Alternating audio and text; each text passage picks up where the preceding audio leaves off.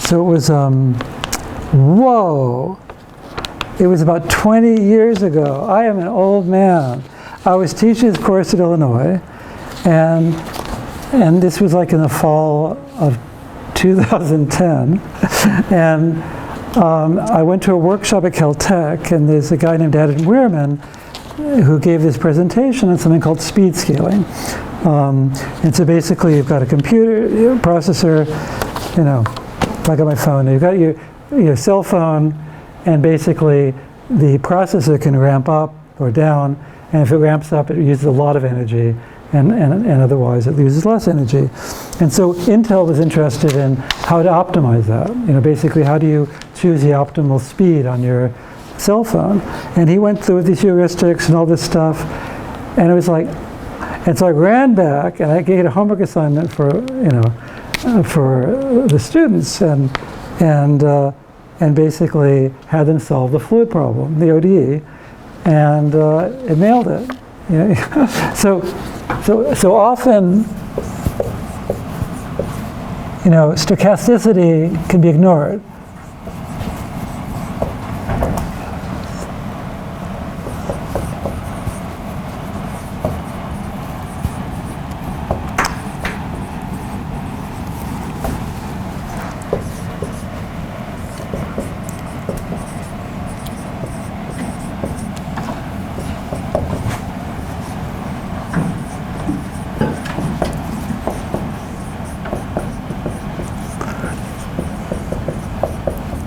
You know, so the thing is, I don't want to go too far, because there's a lot of problems where uncertainty is everything. I mean, autonomous driving, you know, I'm not going to pretend there's no disturbances, no nothing, but you get, you know, what are you trying to do? I'm trying to drive down a road and go like this. I'm not going to model every pedal, and in a way to get the first cut of what the optimal thing should look like, pretend there's no noise at all, and you get 99% of the solution. That happens so often. Again, finance, no way. That's because volatility overwhelms everything. But this was a problem where it's like it looked horrible, and the only reason the problem looked horrible is because people stick to finite action state spaces. And when you do that, you lose all the geometry. You lose everything. You know? So I'm going to go through, maybe it's going to take me a couple hours, slowly through that example. It's so useful, you know, it's a way to think about this. So I'm going to share these notes with you after I make some corrections today or tomorrow. So basically, again, I've got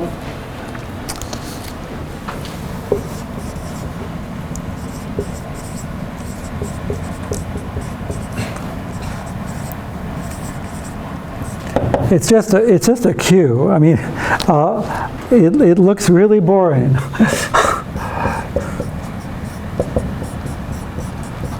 Oh, actually, hold on. Fluid model. What do I mean by that? First of all, what do I mean by a fluid model? Let's be precise. If I have xk plus 1, am I using t there? T. What the hell?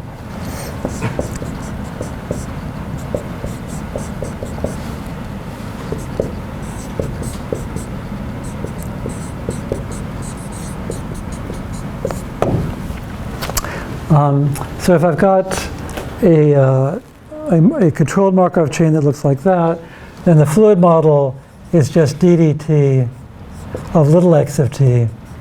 And that's why I don't want to use t's anymore. I want to use k's to distinguish. I'm sorry. And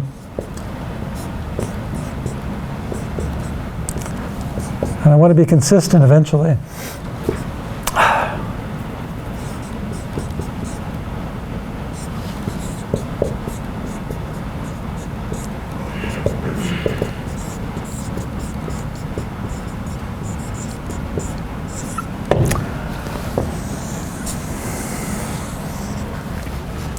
That's supposed to be an uppercase big X, and that's supposed to be a little x. But so I've got a difference equation, recursion here, and continuous time here. So it's sort of it's a mean field dynamics or something. I'm looking at the average dynamics over here on the right-hand side. And in order to be able to go from here to here, I might have to convexify a lot. So you might be in a discrete space, and I'll end up having to make U in the convex hull. Now, does that make any sense? I mean, if U only takes on values 1, 2, or 3, what the hell does 2.5 mean? Well, it means with 50% probability I choose 2, with a 50% probability I choose 3. It's a randomized policy. So I basically interpret it that way. So I want to show you, I'm going to go through slowly through a big example and explain to you why it's so often the case that you get similar solutions.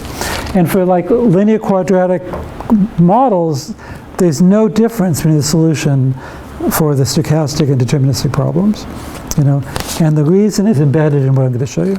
Okay, so the speed scaling model, you've got it's just a Q.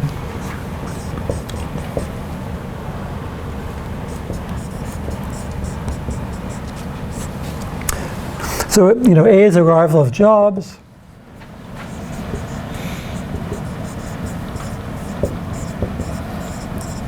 And then U of t is like packets processed.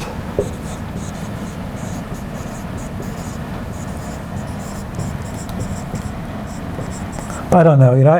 I never cared that much about the application. It was such a cool, easy problem. It's like a great homework problem. Is the Q size.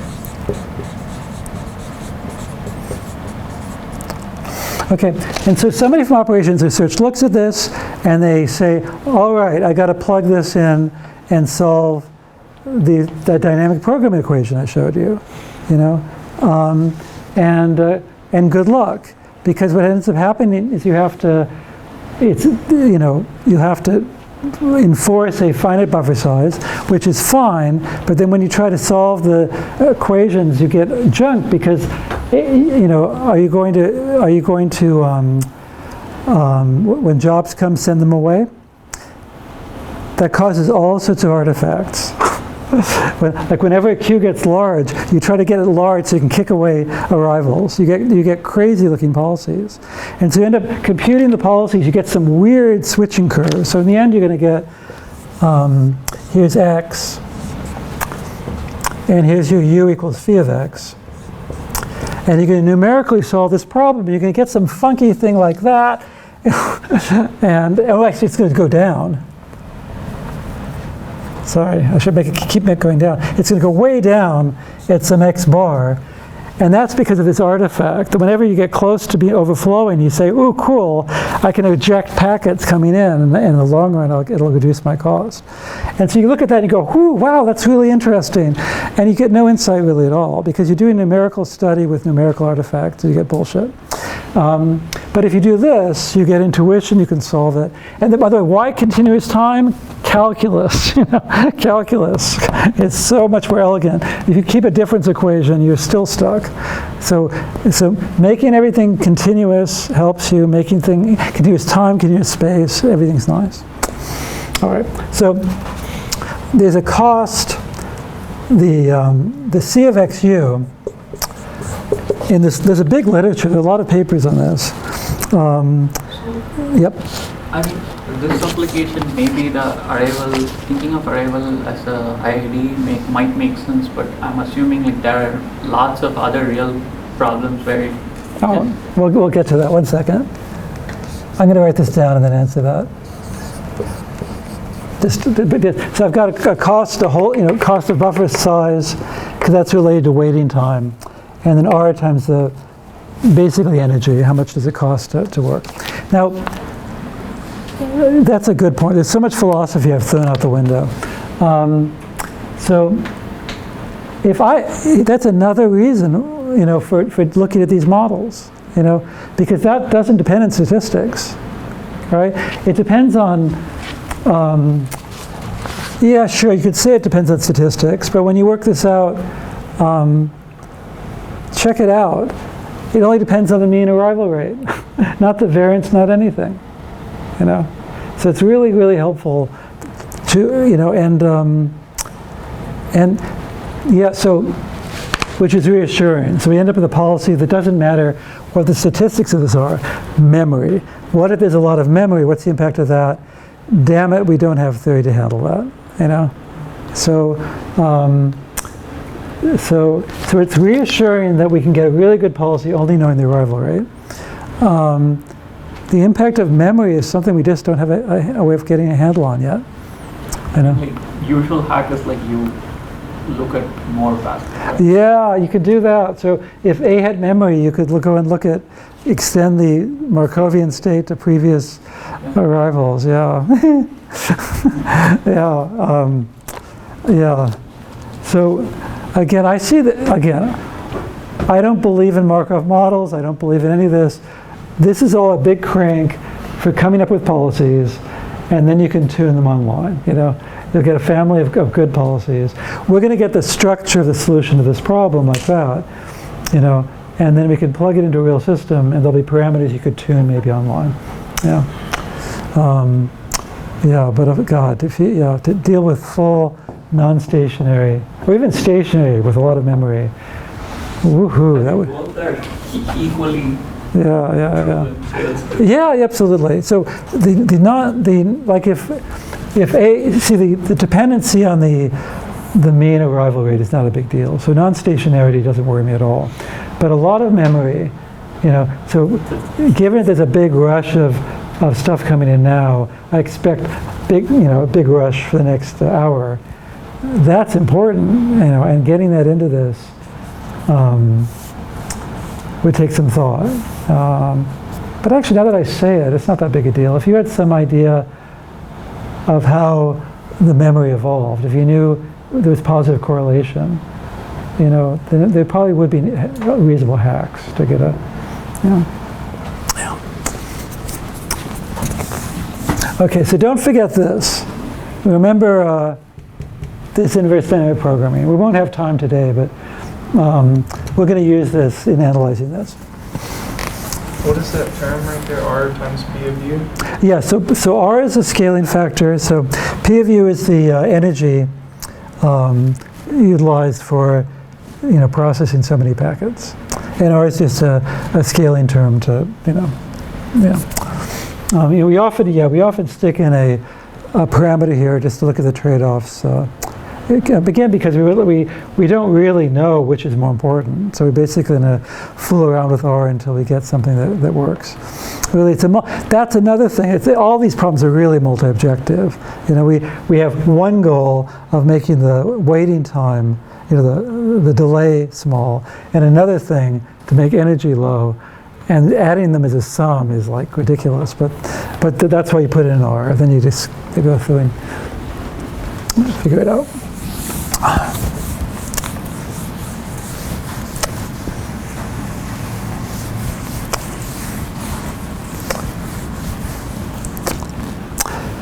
Okay, so as it turns out, like they claim, that, you know, the experts claim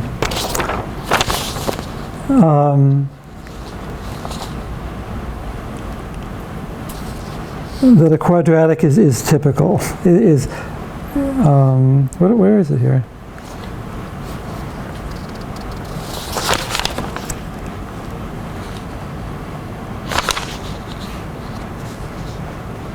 Oh yeah.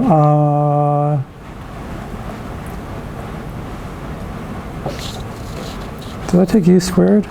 I'm sorry, everybody.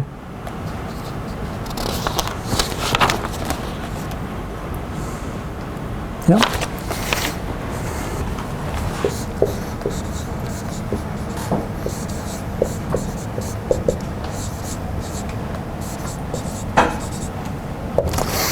So let's take P of U equals U squared. Actually, in the paper, I made my students do any polynomial, and they also did log of U, 1 plus U, because that turns out to be right in a communication context. And basically, we all submitted a paper to CDC that year. It was fun. Even the students that didn't do a thing on the paper, on the homework. Okay, so let's look at the ACOE. We want to, well, before I do that, I should write down the transition kernel and all that.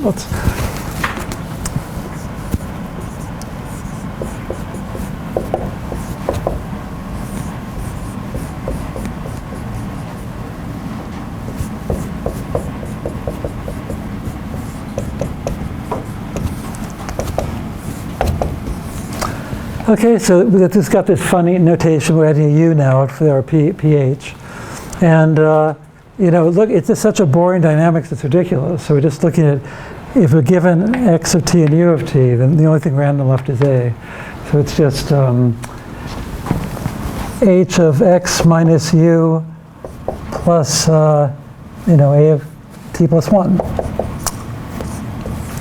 Okay, there it is. And, oh yes, there was discussion during the break. I forgot to say, naturally, there are constraints. So, for example, a of t equals 0 is possible. All right, so I better make sure that u is always bigger than x. That's a constraint, you know. And in this case, there's integer values in the usual formulation of this problem. I'm going to forget all that, you know. I mean, so yes, there are integer values there, and this is continuous. I'm not going to make a distinction. The notation is too cumbersome. Okay, so that's that.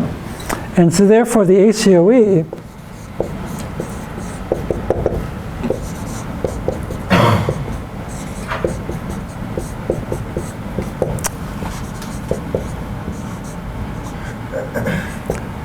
I'll make it explicit here. It's the minimum of a u greater equal to x, and maybe u is an integer as well. You know, if somebody told me how to use integer constraints of PUH, which is given by that.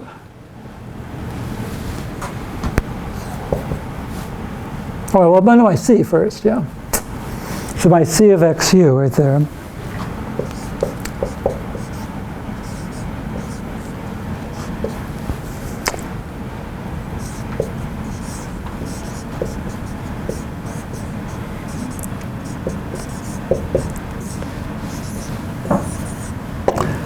Okay, I just, again, I put A1 there just to remind you, this is IID, you know, and all of that.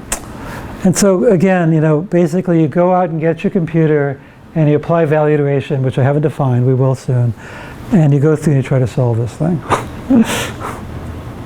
You know, yuck.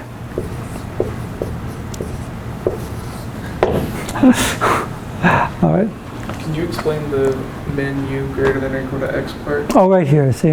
Why it has to be? So basically, I'm gonna assume that with positive probability, no arrivals come to the system. That right? no arrivals come? It's possible. I'm gonna say it's possible nobody comes. Okay, sure. All right. And so if u are bigger than x, then xt plus 1 become negative. It doesn't make any sense. I mean, just think about it. I can't process more than that's there. Okay. That's all. My state's constrained. It's a Q, so x of t is greater or equal to 0. Yeah. And that forces a constraint on u. It should be x greater than or equal to u. Oh, did I go backwards? I mean, I'm sorry, u less equal to x. Sorry. Sorry. U can't be bigger than x. That's what it's saying. You can't get rid of more things. Yeah, that's right. Yeah. If there's 10 people in line, I can't serve 11. Yeah. All right, so this is junk, okay? So you go to the fluid model.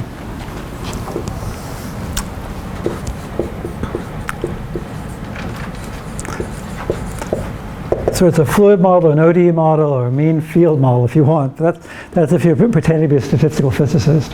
But it's this thing over here, and look at how crazy simple that is. I mean,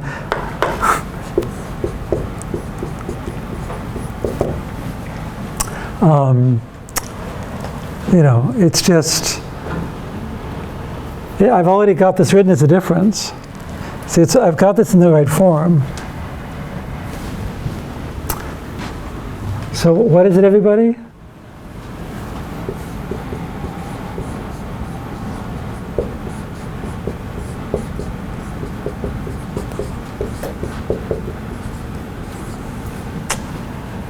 No? It's just a generator? No, I don't mean that. I mean, what is it? What is it? 25? What is it? I'm taking this minus this, and I'm just taking the expectation of that. It's just such a joke. So it's just minus u plus alpha. All right. And then I'm going to go through, and so remember, 8 star solved it shortest. You know, this 8, but you know, 8 star solves this shortest path problem. Remember that. right? It's a cost till I reach the origin, say. I could take any target state I want. I might as well take the origin, all right? So a approximation to that would be to write down a fluid value function. I think I called it K. Well, let's do it step by step.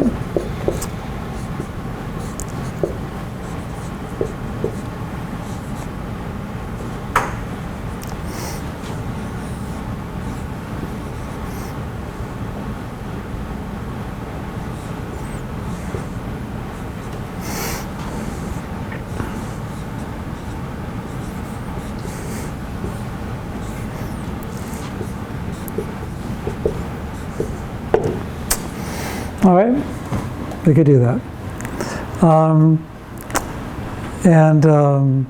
We'll come back to this.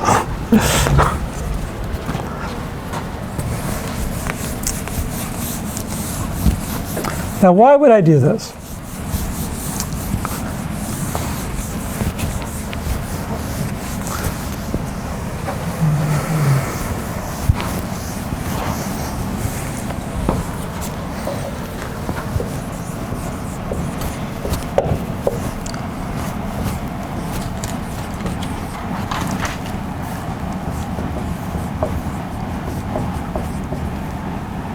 So first is like what I just said. Both of them, like 8 star is like a big sum, and this is a big integral. You could ask me why infinity. I'll come back to that in a second. But there's another one. Again, there's a Bellman equation.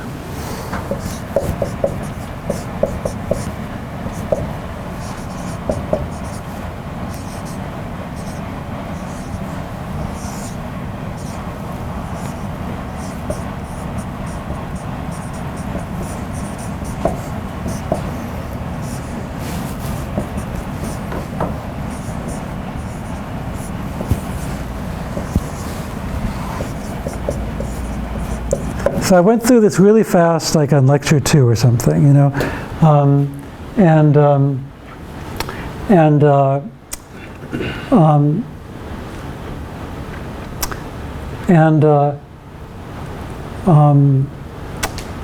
basically, I'm going to do it. We did this before.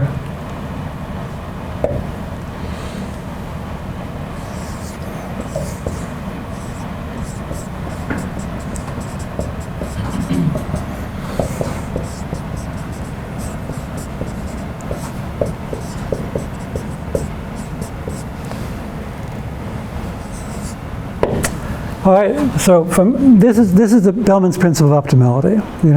That basically I can about you remember me walking around like this. I'm got an optimal path. I stop. What do I do? From here, what's my optimal solution? It's follow where you were going. That's what this is saying. Basically, I minimize up to delta. And I say, what do I do from now? Well, wherever I got to, I follow the optimal trajectory from there on. That's all it's saying. So this is like a triviality. It's a definition, okay? And this is the fundamental theorem of subtraction, and this is a fundamental theorem of division. 0 over delta equals 0. Also multiplication by 0. And so then you can see is that, I mean, of course you need some conditions, but this average you can expect, as long as xt doesn't instantly jump off, but it can, it solves the differential equation. X is continuous, and so forth. This is just going to converge to C of x0, u0. And this, by the chain rule, is just, grad j star times x dot.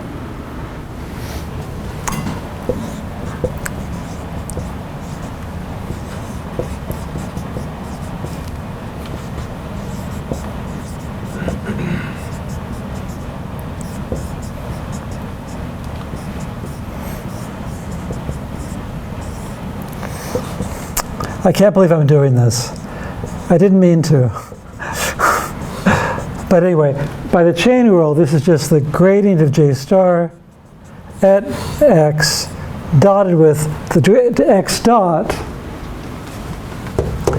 which is given by this. Let's keep it abstract for now.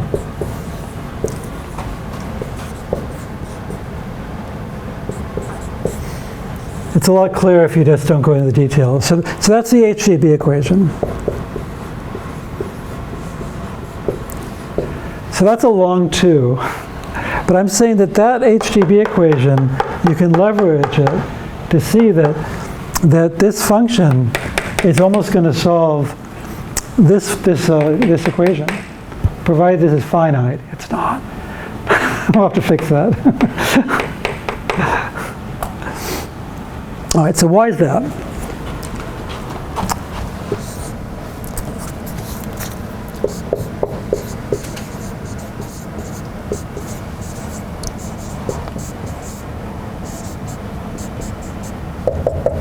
Yeah, let's keep it general. Since I'm making 2 so long, let's just look at the general problem. And there's a bar there, right?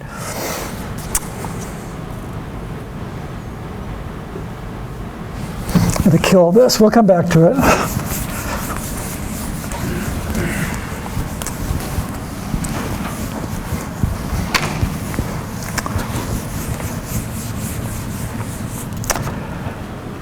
So.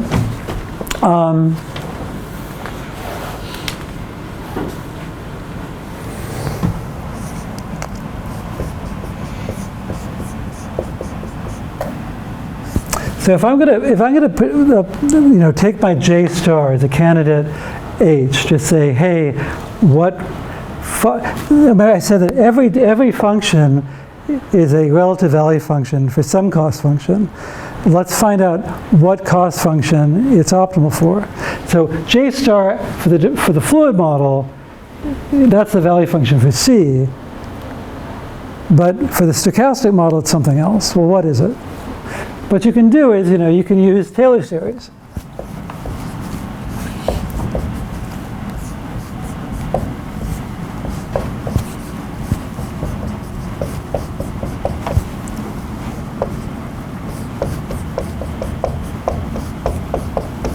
So you've got to cross your fingers there because you don't know J star is smooth, but it will be. You're going to find out it is smooth.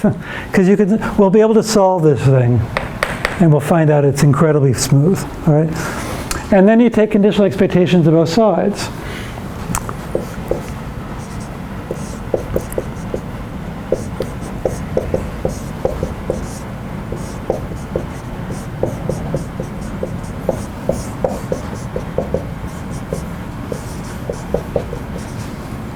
Right, so what I'm calling PU J star evaluated X is just this conditional expectation.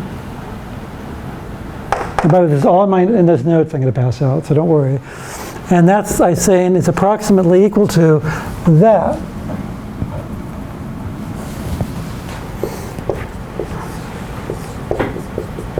And I'm conditioning on X equals X, so I can plug in X. And then plot the gradient. Again, X of t equals X, plug it in.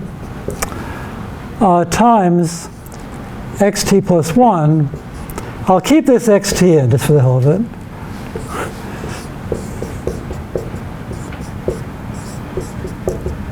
And why am I doing that? Why did I plug in X there and not there? Because that's my definition of F bar.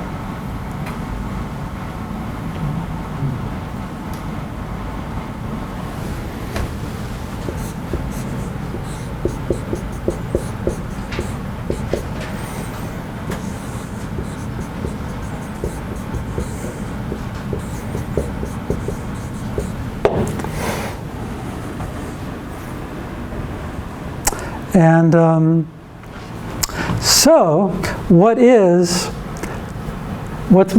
I define my Bellman error again? B of X is equal to minus J star of X plus the minimum over U of C of XU plus PU J star of X. Right? And that's approximately equal to minus j star of x plus, just replace, plug that in. Is this the same C? What? Is this the same cost function? Yeah, that's the idea. So I take my stochastic model, right, and I define f bar, to be this conditional expectation, all right? And then I solve I compute the fluid value, I compute the solution to this HGB equation. And then I want to see if it actually is good for the stochastic model. So for the Bellman arrow. Yeah, same cost function both sides. Yeah, so for the fluid model, I've got to define dynamics, which are the mean dynamics, but I use the same cost function. And that's why you can see here, I'll put this in blue or something.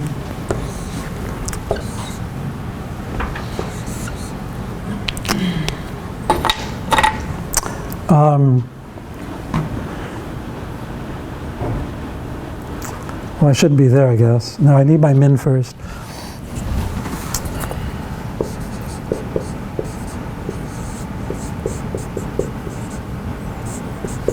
And then the PU, that's what I need by blue. PU j star of x, I just said, was equal to this whole monster.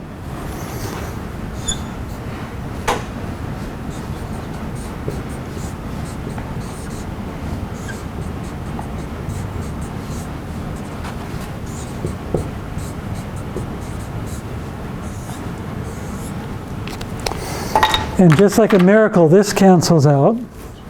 All right, because there's no u there, I don't have to worry about that. And what's the minimum over u of that?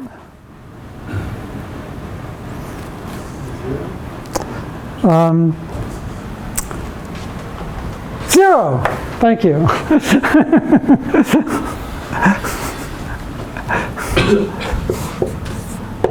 So the HGB equation says the minimum of C of xu plus grad j star dotted with f bar xu is 0. So the Bellman error is equal to the error in the Taylor series expansion.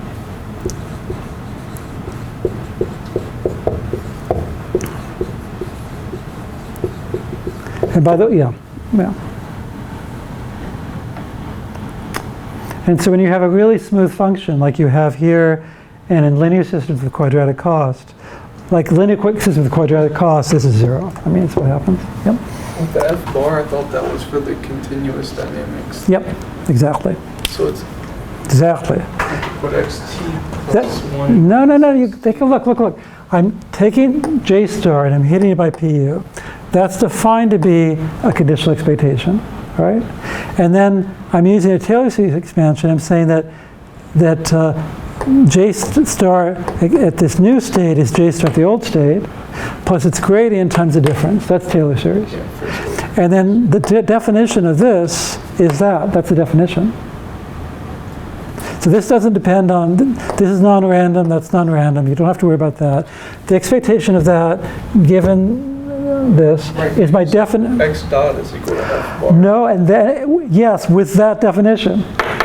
So I go back to your notes. My very first sentence was that when I have a stochastic model, I will define F bar to be that. That's my definition of F bar. Yeah. That's my procedure. Given a Markov model, I do two things. I do one thing. I define a vector field for the fluid model, and it's defined to be that conditional expectation. Then I look at this ODE, and I look at the solution to this HGB equation for the fluid model. And then the Bellman error is exactly the error in the Taylor series approximation. That's the beauty. And this is useful in a lot of settings. So the linear quadratic case, it is a linear, like the first order Taylor series expansion exact. If the B is the error in the Taylor series expansion, then B is 0. Well, what happens is there's a constant term. Okay. See, I didn't 1, 0. See, the problem here, it's not equal to, there's no eta. It's this, so our eta is 0. That's bad. So in the LQG setting, you don't get a 0. The error in the approximations, you're throwing away a constant. And that constant is the eta star. So just Why is eta equal to 0? No, take a look. It's bad. So we're getting a Bellman error. We're almost solving the HGB equations, but without a tilde. We're not subtracting an eta. That's bad. So we know that's not good. So we know there's some error in our. We know J star is not really our H star. There's an error. But we also know it's not going to be very big. It's a constant. There's going to be some constant error. Because we're not capturing eta.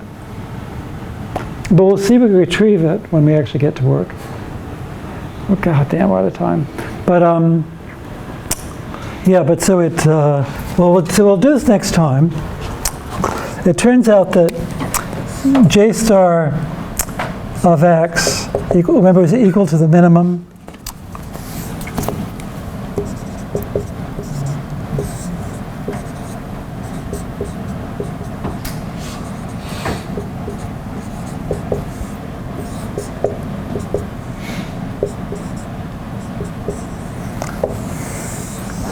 So just going back,